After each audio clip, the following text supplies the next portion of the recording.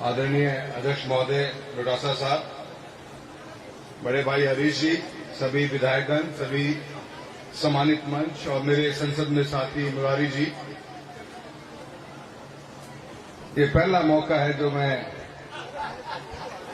हमारे बीच में खड़ा हूं, पर मैं बहुत बहुत धन्यवाद देना चाहता हूं। आज आप सभी लोगों का, आपका सबका साथ मिला और एक ऐतिहासिक जीत राजस्थान के अंदर पर लोग लेके आए हैं। मैं कांग्रेस के सभी कार्यकर्ताओं का भी बहुत बहुत धन्यवाद देना चाहूंगा। मंच को फायदा लेना चाहूं, थोड़ा सा मैं भी मेरी बात कह दूं, क्योंकि काका की खाद मिटाने में थारसामा को बहुत बहुत साथ मिले रहा है। सबको धन्यवाद है और डोटासरा साहब आपका भी बहुत बहुत धन्यवाद है। बहुत मजबूती के साथ एक चुनाव लड़ा था अपन ने, और जिस एग्रेसिवनेस के साथ में आज इस देश के अंदर एक विपक्ष की जरूरत है और उस रूप में अपन काम कर रहे हैं। विधानसभा के अंदर भी आज कांग्रेस की जो परफॉर्मेंस है, इसकी चर्चा दिल्ली तक ही नहीं, देश के अलग अलग कोने के अंदर है कि आज विपक्ष इतना मजबूत है कि सत्ता पक्ष के मंत्रियों के पास और मुख्यमंत्री तक के पास जवाब तक भी नहीं। ये अपन लोगों की सबसे बड़ी कामयाबी है, मैं मानता हूं, और ये जागरूक नेतृत्व की सबसे बड़ी पहचान होती है और कार्यकर्ताओं की मजबूती होती है। हमारे सभी विधायकों का भी बहुत बहुत धन्यवाद देता हूं मैं, जिनकी फील्ड पे बहुत अच्छी पकड़ है और उसके कारण ऐसे इश्यूज को रेज कर पा रहे हैं।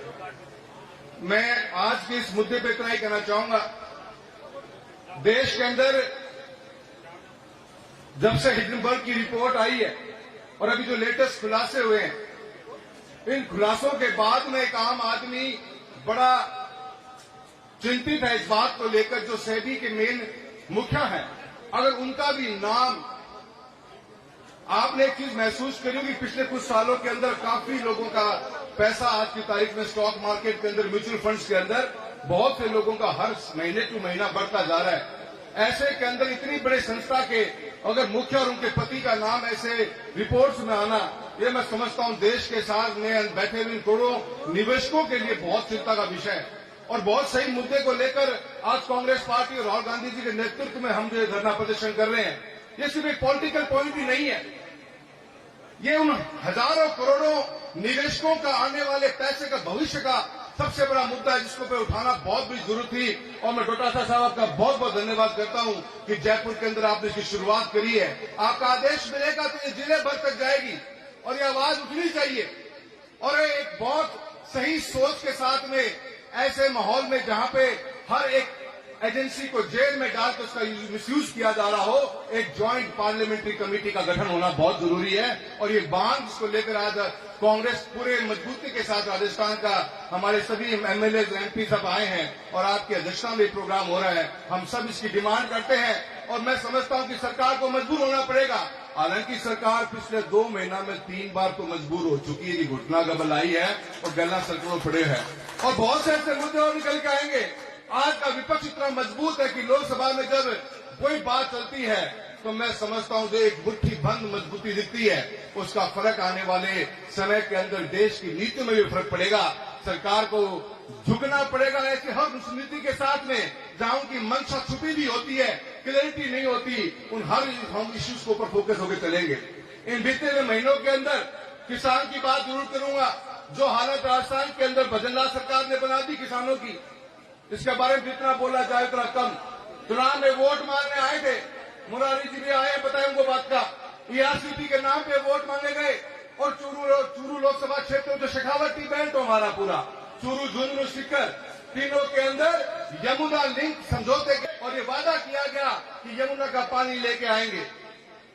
अचंभे की बात है लेकिन राजस्थान की सरकार के बजट में, न भारत सरकार के बजट में कहीं पर भी इसकी चर्चा तक भी नहीं हुई।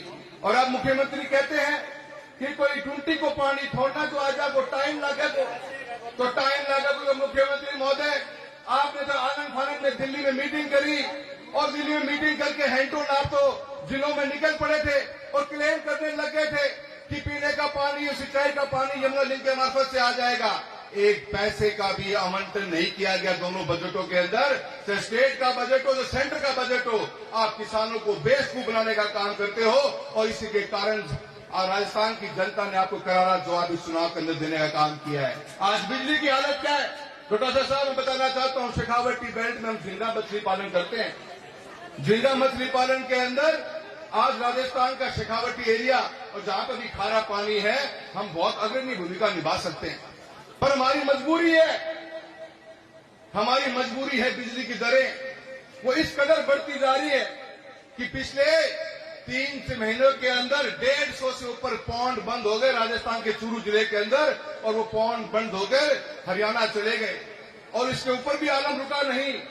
इसी सरकार के अधिकारियों ने बिजली विभाग के अंदर चूरू के अंदर किसानों के, आपने पेनल्टियों के नाम तो सुने होंगे कि पेनल्टी कब्जा है, पर 50,000 लाख 1.5 लाख की तो पेनल्टी सुनी हुई थी। चूरू लोकसभा क्षेत्र के अंदर किसानों ने झींगा मछली पालन का काम किया, किसानों के पेनल्टियां कटी है। अध्यक्ष महोदय सुनकर चंबा करोगे, 38 लाख 47 लाख 56 लाख की पेनल्टी काटने का काम किया है, तो इस भजनलाल की सरकार ने काम किया है। ऐसे में क्या किसान जिंदा रह पाएगा? 56 लाख की पेनल्टी आप काट रहे हो, किसान को मारने का काम कर रहे हो। ये किसान और किसानी जिस दिन जागेगी, 5 साल का समय बहुत दूर है। भजनलाल सरकार को मैं कहना चाहता हूं, बहुत जल्द तख्ता पलट कर दिया जाएगा अगर आप इस रूट पर चलते रहे तो। किसानों की आपने ऐसी हालत कर दी है कि आज दिन बीसीआर के नाम पे ठगी बजाई जा रही है। बीमा आज एक साल ऊपर हो गया। कांग्रेस के घोषणा पत्र में बात साफ कही गई थी कि हम 30 दिन से लेकर अंदर किसान का बीमा का क्लेम डिस्बर्स कर देंगे। आज चूरू लोकसभा का ही नहीं, पूरे राजस्थान का बता देता हूं, 2023 खरीफ का पूरा बीमा 1 साल हो गया, आज तक मिला नहीं है। और राजस्थान सरकार के अंदर में हालत यह है कि अधिकारी और मंत्री दोनों सोए हुए हैं। और भारत सरकार के मंत्री तो ये तक कहते हैं कि अगर किसान को बीमा टाइम पे नहीं मिला तो 12% ब्याज देंगे। 12%। क्या भजनलाल सरकार 12% ब्याज देने को तैयार है किसान को? मंच पे हाँ भरिए, अपनी प्रेस कॉन्फ्रेंस में हाँ भरिए। हम घर किसान ठोकरे खा रहे हैं, धरना प्रदर्शन कर रहा है, बीमा क्लेम आ नहीं रहा। मैं बहुत से ऐसे मुद्दे जिन मुद्दों पे हम बात कर सकते हैं, पर मैं इतना ही कहना चाहूंगा, मेरे कांग्रेस के परिवार के लिए मैं एक हिस्सा बना हूं। आप सबके साथ में मिलकर लड़ाई लड़नी पड़ेगी, लंबी लड़ाई लड़नी पड़ेगी। और जब आप मुझे याद करेंगे साथी के रूप में, अमित शाह का भाई, खड़ा आगे प्यार मिलेगा और मजबूती के साथ आवाज उठाएंगे, लड़ेंगे किसान के लिए, किसानी के लिए, उन हर उस मुद्दे के ऊपर जहां पे ये राजस्थान की सरकार और भारतीय जनता पार्टी की जो मजबूत सरकार बना के दिल्ली में बैठे रहे लोग, ये इन लोगों को भी हम करारा जवाब देना काम करेंगे और हर उस मुद्दे के ऊपर मजबूती से अपनी बात को रखेंगे। और आज हम इस ईडी के ऑफिस के आगे धरना कर रहे हैं, जेपीसी की डिमांड कर रहे हैं। ये बहुत बड़ा घोटाला है, जब तक जेपीसी नहीं होगी पन्ने से ही पलटे नहीं जाएंगे। यूं ही कोई बात नहीं हो सकती। जो आज मीडिया को कंट्रोल तो कर लिया गया है, पर बहुत से पन्ने पलटने बाकी हैं। और जेपीसी एक ऐसी बॉडी है, ज्वाइंट पार्लियामेंट्री कमेटी, जिसकी वो ताकत है जिन पन्नों को पलटेगी और एक दूध का दूध और पानी का पानी करेगी कि कितने करोड़ रुपए का भ्रष्टाचार इस हिडनबर्ग की रिपोर्ट में छुपा हुआ है। और अडानी जैसी कंपनियां, जिन कंपनियों के नाम के ऊपर जो हमारे को आज तो मंच पर तो नाम नहीं इसका, वरना हमारे राहुल गांधी जी ने एक बहुत नाम से दिया था, A2 को इलाज या जेपीसी कर्ज का है। और ये हमारी डिमांड बहुत मजबूती से अपना सारण रखनी है। सबने आप यहाँ पे आए हो, मुझे बोलने का मौका दिया है, सभी का मैं बहुत बहुत धन्यवाद करता हूँ। जय हिंद, जय भारत।